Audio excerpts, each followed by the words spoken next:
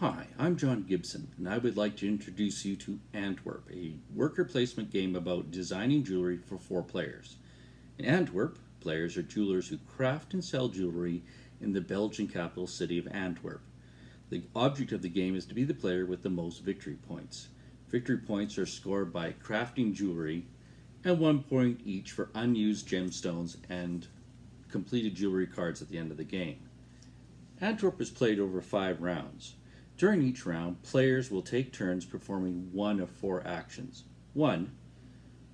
You can place a worker on a danatire in order to collect gemstones at the end of the round. There are 6 of these gemstone dealers, and gemstones are needed to craft jewelry. There are a limited number of workers allowed on each danatire, so you may need to bribe another worker in order to take their spot. You bribe by using completed jewelry cards. You can also place 1 or more workers to collect jewelry cards. You may only do so if you advance your disc on the jewelry design improvement track to that point or beyond. 3. You can advance your disc on the jewelry design improvement track. By advancing on this track, you will be able to collect jewelry cards of a higher value and thus increase the victory points you earn by crafting them. In order to advance to the next space, a player must return a completed jewelry card of the required type. 4. On any turn, a player may choose to pass to end their turns for that round. After passing, the player may select a bonus token, such as this diamond, flip it over to the blank side, and then take the appropriate action. So I'm taking a diamond. Once all the players have passed, the dividing up of the gemstone phase begins, starting with the sapphire damatire. The divide up the gemstones equally among the players who have an apprentice remaining on that jewelry dealer spot, with the top apprentices getting the remainder. Now each player can use gemstones from their personal supply to craft jewelry using uncompleted jewelry cards.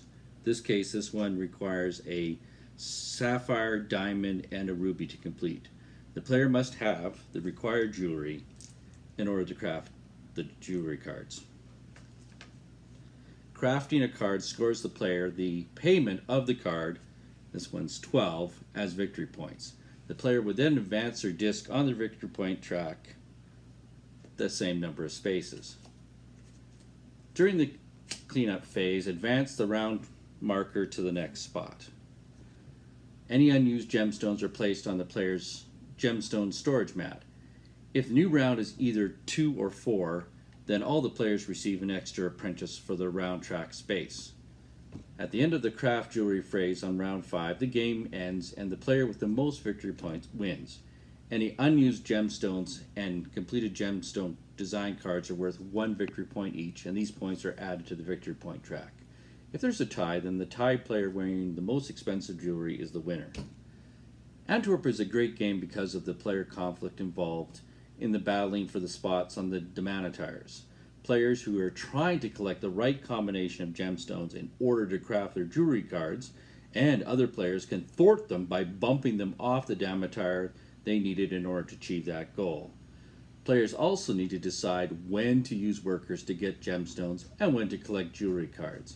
Also, when to pass can be an important strategic decision.